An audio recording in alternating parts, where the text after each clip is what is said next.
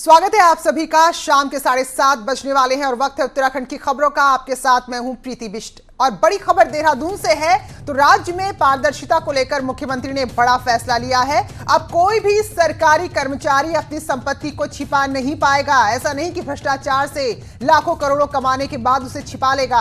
अपनी प्रॉपर्टी का ब्यौरा उसे देना होगा। विजिलेंस की मीटिंग में मुख्यमंत्री ने आदेश दिए हैं कि जो भी राज्य सरकार का कर्मचारी है उसे अपना प्रॉपर्टी रिटर्न दाखिल करना ही होगा।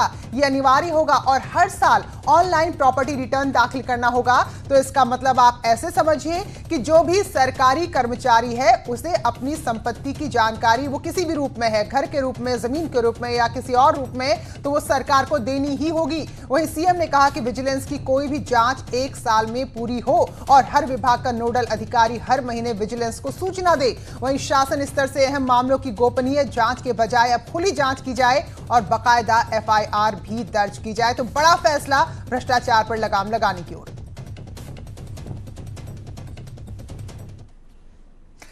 अक्सर ये कहा जाता है कि राज्य में जो अफसरशाही है वो पूरी तरीके से बेलगाम है, लेकिन मुख्यमंत्री ने आज बड़े ही सख्त लहजे में अधिकारियों को नसीहत दे दी। मुख्यमंत्री ने कहा कि अक्सर अधिकारी भूल जाते हैं कि वो क्या है क्या नहीं, इसलिए अधिकारियों को बार बार याद दिलाना पड़ता है कि वो अधिकारी हैं, जनप्रतिनिधि नहीं है और लोकतंत्र में जनप्रतिनिधि ही सबसे ऊपर होता है, इसलिए सबको उनका सम्मान करना चाहिए। मुख्यमंत्री ने तो यहां तक कह दिया कि अधिकारियों को याद दिलाना पड़ता है कि उनका स्टेटस क्या है। तो बहुत ही तल्ख लहजा था, बहुत ही कड़े शब्द थे जिसमें मुख्यमंत्री ने अधिकारियों को बताया कि वो याद रखें कि उनका स्टेटस क्या है।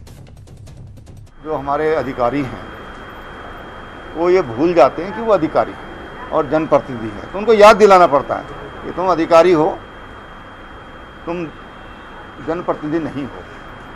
तो ये याद दिलानी पड़ती है। हनुमान जी को भी याद दिलानी पड़ती थी उनकी ताकत, जामन को बार बार उनको याद दिलानी पड़ती थी उनकी ताकत की। तो उनको याद दिलानी पड़ती थी तुम्हारा क्या स्टेटस है और जनप्रतिनिधि का क्या स्टेटस है। इससे पहले मुख्य सचिव ने भी अधिकारियों को कड़ी नसीहत देते हुए बाकायदा एक चिट्ठी लिखी थी। असल में राज्य में शासन प्रशासन के अधिकारी सांसद और विधायकों को पूरा सम्मान नहीं देते। अमूमन जो जनप्रतिनिधि हैं उनकी शिकायत रहती है कि ना तो उनके फोन अधिकारी उठाते हैं, ना ही अदब से पेश आते हैं। तो ऐसे में मुख्य सचिव ने राज्य के शासन प्रशासन के अधिकारियों को पत्र लिखते हुए कहा कि सांसद और विधायकों से अदब से पेश आएं। कहना कि ऐसा इस रिज्यूम में हुआ होगा कि जो मान सम्मान विधायकों को और सांसदों को देना चाहिए वो जो है अधिकारियों द्वारा नहीं दिया जा रहा है, और जो प्रोटोकॉल है उस प्रोटोकॉल का भी उल्लंघन किया जा रहा होगा। तभी चीफ सेक्रेटरी को इंटरवीन करना पड़ा और ये पत्र लिखना पड़ा। माननीय मुख्यमंत्री जी का और मुख्य सचिव का आभार व्यक्त करता हूँ, क्योंकि जनप्रतिनिधि अपनी जनता के प्रति जवाबदेह है। वो कभी शायद ही कोई जनप्रतिनिधि होगा जो अपने व्यक्तिगत काम के लिए जाता होगा, अपने क्षेत्र के लिए, अपने क्षेत्र की जनता के लिए जाता है। और ऐसे में उनका अधिकारी फ़ोन न उठाए, अधिकारी अटेंड न करे, तो ये चिंता का विषय है। तो मुझे लगता है कि कहीं ना कहीं ये बात मुख्यमंत्री जी के सामने आई होगी और उनके दृष्टि पर ये आदेश निकला है। इसके लिए मैं मुख्यमंत्री जी का आभार व्यक्त करता हूं। चलिए, इन तमाम खबरों के बीच में अच्छी खबर राज्य के युवाओं के लिए। ऊर्जा विभाग में बम्पर भर्ती होने जा रही है और इस सीधी भर्ती को शासन की तरफ से हरी झंडी मिल गई है।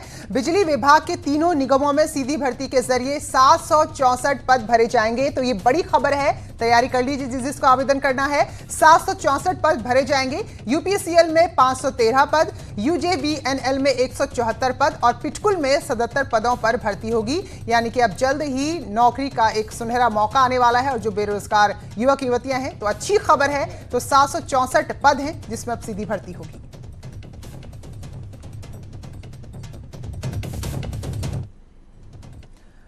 ऑनलाइन क्लास के नाम पर चल रही लूट पर उत्तराखंड हाईकोर्ट ने सरकार को बड़ी राहत दी है। चीफ जस्टिस की बेंच ने 22 जून के सरकारी आदेश पर रोक लगाने से साफ इनकार कर दिया, लेकिन यह भी कहा है सरकार से कि हर जिले में शिकायत के लिए एक नोडल अधिकारी को तैनात किया जाए। अदालत ने कहा कि अभिभावक अपनी दिक्कतों को, अपनी शिकायतों को नोडल अधिकारी के सामने रख सकते हैं। अदालत ने यह भी साफ किया कि लॉकडाउन के दौरान उन्हीं बच्चों की फीस ली जा सकती है जिनको उनका स्कूल ऑनलाइन पढ़ा रहा है। लेकिन विभाग कह रहे हैं ऑनलाइन पढ़ाई कहने को हो तो रही है, लेकिन असल में देखा जाए तो 10 मिनट की भी वो क्लास नहीं होती।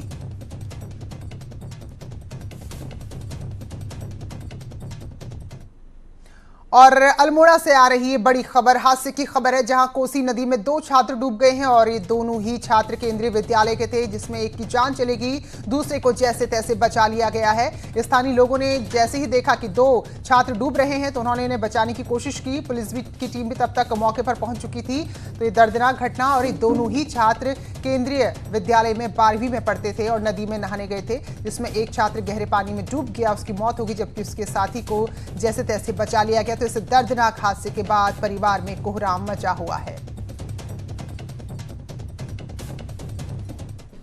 और एक और ऐसी बड़ी हैरान करने वाली खबर अल्मोड़ा से ही आई, जहां रेलाकोट में एक युवक ने पहले खुद जहर पिया और फिर अपने 10 महीने के मासूम बच्चे को भी जहर पिला दिया। अब दोनों पिता पुत्र का अस्पताल में इलाज चल रहा है। राहत की बात यह है कि बच्चा खतरे से बाहर है, हालांकि पिता की हालत गंभीर बनी हुई है। तो जिस तरह लॉकडाउन की वजह से कई लोग अपने घरों में लौटे हैं, कईयों की रोजी रोटी छिन गई है, तो आत्महत्या की कोशिशों के मामले लगातार बढ़ रहे हैं। केवल अल्मोड़ा जिले की बात करें तो 3 महीने के अंदर जिले में 50 लोगों ने खुदकुशी का प्रयास किया, जिसमें से 10 लोगों ने अपनी जान गंवा दी है। अपने बच्चे को पॉइजन खिलाया था, ठीक है। सबसे पहले यहाँ हॉस्पिटल में बच्चा आया था, तो बच्चे को मैनेज करके बच्चा तो ठीक है, अभी वो खुद भी खाकर आ रखा है। उसने पूरी बोतल पी है कीटनाशक की और अभी उसकी कंडीशन सीरियस है। मैं कपड़े धो रही थी वहाँ गौसल में, तो वहाँ से पता नहीं कैसे आए, उन्होंने बच्चे को पकड़ा और कहते हैं उसको कीटनाशक दवाई पिला दी। आपने और देहरादून से खबर आ रही है, यहां से बिहार जा रही एक बस को सीज किया गया है। बस में 28 यात्रियों को ले जाने की अनुमति थी, लेकिन हैरानी की बात देखिए, जो आदत होती है उससे बाज नहीं आते मुनाफाखोरी से। तो 28 की जगह 89 यात्री बैठे हुए थे। तो कोरोना काल में तय है कि जितनी सीटें हैं, जितनी चेयर बस के अंदर लगी, उतने ही लोग होंगे, लेकिन यहां पर 28 के बजाय 89 लोगों को बिठाया गया। अब लॉकडाउन का नियम तोड़ने का मुकदमा दर्ज किया गया है। रायवाला इलाके में बस को भी सीज कर दिया गया है।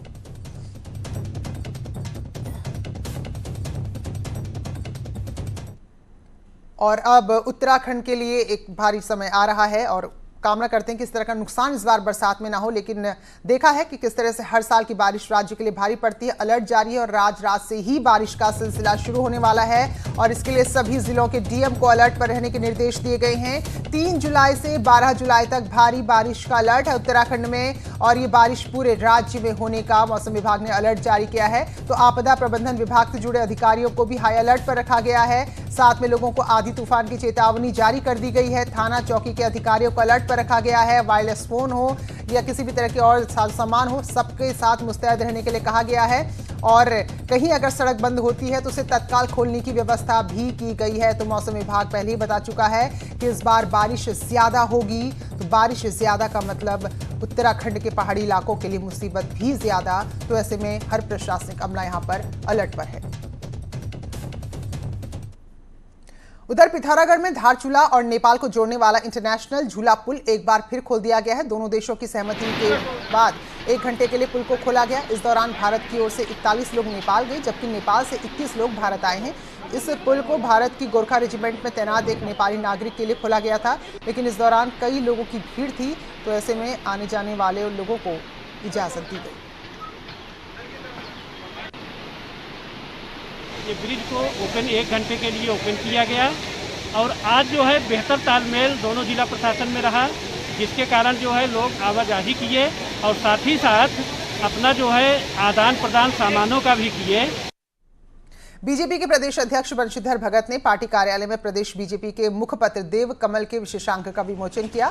ये विशेषांक केंद्र और राज्य सरकार की उपलब्धियों पर आधारित है। इस मौके पर बंशीधर भगत ने केंद्र राज्य सरकार की उपलब्धियां गिनाई, तो कांग्रेस पर वार करते हुए एक बार फिर हरीश रावत को घेरा और उनके प्रदर्शन को लेकर उन पर हमला किया। जो आजकल कुछ लोग नौटंकियां कर रहे हैं, कोई बैलगाड़ी में चल रहा, मैं उनसे बिल्कुल बहुत गंभीरता शालीनता से कहना चाहता हूं कि अगर महंगाई पर गाड़ी चलानी है बैलगाड़ी, तो राजस्थान में जाके चलाओ। तो सरकार कह रही है कि विपक्ष नौटंकी कर रहा है और इस दौरान जहां जहां ये प्रदर्शन हुए हैं, मुकदमे दर्ज हुए, चाहे देहरादून की बात करें, हल्द्वानी की बात करें, तो इसको लेकर नेता प्रतिपक्ष इंदिरा हृदयेश सरकार पर हमलावर है और चेतावनी दे रही है कि सरकार बदले की भावना से काम ना करे और कांग्रेस सरकार जैसी ही आएगी, जो भी उनके कार्यकर्ताओं नेताओं पर मुकदमे दर्ज हैं वो सब वापस ले लिए जाएंगे।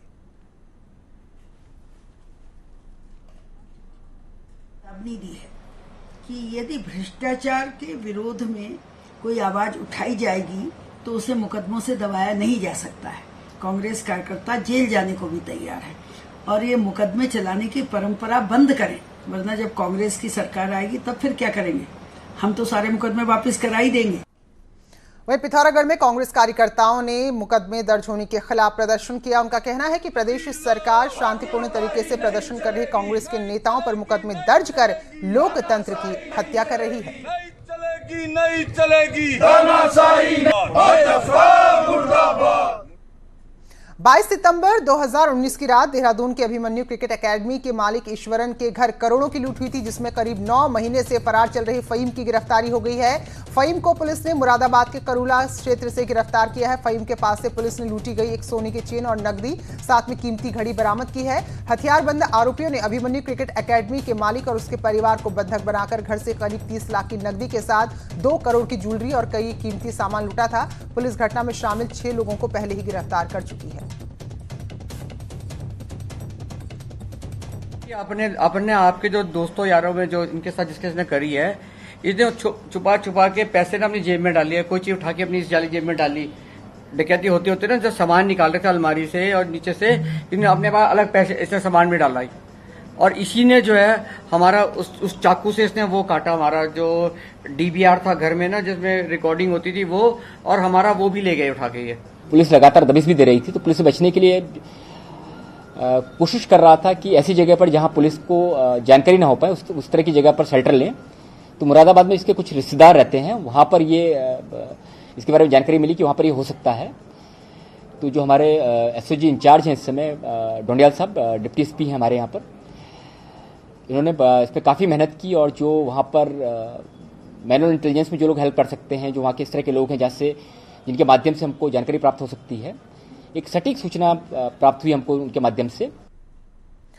काशीपुर SDM ने कुंडेश्वरी क्षेत्र में चल रहे अवैध खनन को लेकर छापेमारी की। इस दौरान अवैध खनन में लिप्त वाहनों को जब्त करते हुए खेत की नपाई करने के निर्देश दिए गए हैं। तो कुंडेश्वरी क्षेत्र में अवैध खनन की काफी समय से शिकायत मिल रही थी और इसको लेकर पिकेट भी लगाई गई, लेकिन उसके बावजूद खनन यहां पर नहीं रुक रहा था।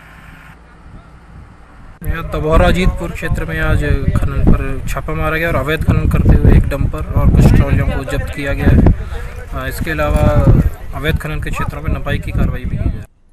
टिहरी जिले के गंगी में हरे पेड़ काटने के मामले में जिलाधिकारी ने वन विभाग को फटकार लगाई है और मामले की जांच के लिए एक ज्वाइंट कमेटी का गठन कर दिया है, जिसमें SDM, रेंजर और पुलिस हैं। अभी टीम मौके का निरीक्षण कर जिलाधिकारी को रिपोर्ट सौंपेगी और इसके बाद कार्रवाई की जाएगी। तो आपको हमने खबर दिखाई थी कि लॉकडाउन के दौरान सीमांत क्षेत्र गंगी में कैसे सैकड़ों हरे और बेशकीमती संरक्षित पेड़ काट दिए गए। SDM और रेंजर की कमेटी बनाई है जिसमें पुलिस के लोग भी हैं, वो मौके पर गए हैं, मौके पर जाकर वो रिपोर्ट दे रहे हैं और रिपोर्ट के आधार पर उसमें जो भी मौके पर हुआ होगा उसी के अनुसार हम लोग कार्रवाई करेंगे। चारधाम देवस्थान एक्ट पर सरकार के बाद अब रूलेक्स संस्था की भी कोर्ट में दलील पूरी हो गई है। रूलेक्स संस्था ने अदालत में मनुस्मृति को रखते हुए कहा है कि राजा ही मंदिर का मुख्य पुजारी होता है और राजा को ही मंदिरों में किसको नियुक्त करना है ये अधिकार है। अदालत में रूलेक्स संस्था ने अयोध्या केस का हवाला देते हुए कहा कि गजट में जो लिखा है उसको अदालत मान सकती है क्योंकि वो सरकारी दस्तावेज है। तो इस साल कांवड़ यात्रा नहीं हो रही है कोरोना के चलते। 5 जुलाई से 20 जुलाई तक यूपी उत्तराखंड बॉर्डर को सील किया जाएगा और इसके लिए रुड़की के नारसन, भगवानपुर, झबरेड़ा बॉर्डर पर पुलिस की तैनाती बढ़ा दी गई है और 5 जुलाई से पूरा बॉर्डर सील हो जाएगा। साथ ही अगर कोई बगैर किसी वजह के घूमता मिलता है तो फिर उसके खिलाफ कड़ी कार्रवाई की जाएगी। जो अंतर्राज्यीय सीमाएं हैं, अंतरजनपदीय सीमाएं हैं, उन पे सुरक्षा व्यवस्था की पुनर्समीक्षा की जा रही है। उन्हें नए सिरे से स्ट्रेंथन किया जा रहा है ताकि किसी भी तरह की आकस्मिक स्थिति से निपटा जा सके, अप्रिय स्थिति उत्पन्न होने की संभावना को निवारित किया जा सके और लोगों को संक्रमण से बचाया जा सके। देहरादून में राष्ट्रीय स्वयंसेवक संघ ने शुक्रवार को राजधानी में औषधीय पौधे गिलोई एवं रोग प्रतिरोधक क्षमता के लिए काढ़ा बांटा। संघ से जुड़े रघुवीर सिंह रावत, डॉक्टर यतेंद्र मलिक समेत आयुर्वेद के एक्सपर्ट्स ने बताया कि उनका लक्ष्य 11,000 गिलोई के पौधे बांटने का है ताकि लोग निरोगी रहें और अपनी इम्यूनिटी को बढ़ा सकें। और अब एक अच्छी खबर है, जंगलों की आग को भड़काने वाला पिरूल यानी कि चीड़ के पेड़ की पत्तियां अब घरों को रोशन करेंगी। अब तक पिरूल के संयंत्र लगाने की सिर्फ बात होती थी, लेकिन अल्मोड़ा में एक ऐसा संयंत्र लगा दिया गया है जिसमें पिरूल से 25 किलोवाट बिजली का उत्पादन किया जा सकेगा। हर साल गर्मियों में उत्तराखंड के जंगलों में ये नजारा आम है। जंगल के एक हिस्से में आग लगती है और पिरूल के जरिए पूरे इलाके को अपनी चपेट में ले लेती है। लेकिन अब ये पिरूल आग लगाने का नहीं बल्कि घरों में रोशनी फैलाने का काम करेगा। आत्मनिर्भर योजना के तहत अल्मोड़ा के बल्ट गांव की 7 महिलाओं ने बिजली विभाग के साथ अनुबंध किया है, जिसमें चीड़ की पत्तियां यानी पिरूल से बिजली उत्पादन कर बिजली विभाग के ग्रिड से जोड़ा जाएगा। इसके लिए जीबी पंत पर्यावरण एवं विकास संस्थान महिलाओं को प्रशिक्षण दे रहा है। इससे महिलाएं भी काफी उत्साहित हैं।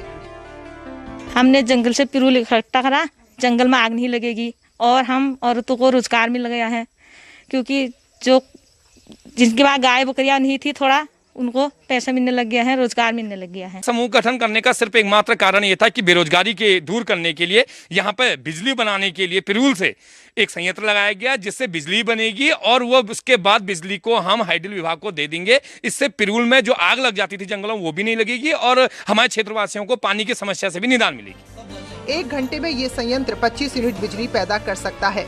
विद्युत विभाग के अधिशासी अभियंता का कहना है कि इसके लिए उन्होंने दाम भी तय कर लिए हैं। उसमें अभी प्लाइनोको समूह जो बल्टा में स्थित है वो वहाँ पर हमारी मीटरिंग का कार्य कंप्लीट हो गया है। संभवतः इस हफ्ते में वो हमें जन से देना शुरू कर देगा। जो इनसे मैं जो टैरिफ रेट तय कर रहे हैं वो 7 रुपये 54 पैसे पर यूनिट के हिसाब से कर रहे हैं। आत्मनिर्भर योजना के तहत अब गांव में ही रोजगार की संभावनाएं तलाशी जा रही हैं। अकेले अल्मोड़ा जिले में 7 स्थानों पर इस तरह के संयंत्र लगाए गए हैं, जिससे स्थानीय महिलाओं को रोजगार भी मिलेगा और जंगलों को आग से भी बचाया जा सकेगा। न्यूज़ 18 के लिए अल्मोड़ा से किशन जोशी की रिपोर्ट। उधर केदारनाथ धाम में विद्युत व्यवस्था के लिए लाखों की लागत से 2 पावर हाउस बने हैं, लेकिन दोनों पावर हाउस अत्यधिक बर्फबारी की चपेट में आने से क्षतिग्रस्त होकर बंद पड़े हैं। जबकि चारधाम यात्रा प्रदेशवासियों के लिए शुरू हो चुकी है और बरसात का भी मौसम शुरू है। पूरे मामले में जिलाधिकारी ने संबंधित विभागों को सीजन के दौरान इन्हें सुचारू करने के आदेश दिए हैं। उधर हल्द्वानी में लगातार गुलदार लोगों की डर का वजह बना हुआ है। शहर में एक नहीं बल्कि कई गुलदार हैं जो अलग अलग जगह पर लोगों को नजर आ रहे हैं। तो शहर का कोई ऐसा इलाका नहीं जहां गुलदार की दस्तक ना देखी जा रही हो। तो कभी रानी बाग में गुलदार नजर आता है तो कभी काठ गोदाम, शीश महल, कटघरिया इलाके में। शहर में पाम सिटी और उत्तराखंड ओपन यूनिवर्सिटी की दीवार तो इस गुलदार का जैसे अड्डा ही बन गई है। आए दिन ये गुलदार इन दीवारों पर आराम फरमाते हुए नजर आ रहा है। 23 जून के बाद से गुलदार की दहशत और गहरा गई है, क्योंकि इस दिन गुलदार काठगोदाम इलाके में एक महिला को अपना निवाला बना चुका है, जिसके बाद वन विभाग ने पिंजरे भी लगाए, लेकिन अभी तक गुलदार को पकड़ा नहीं जा सका है।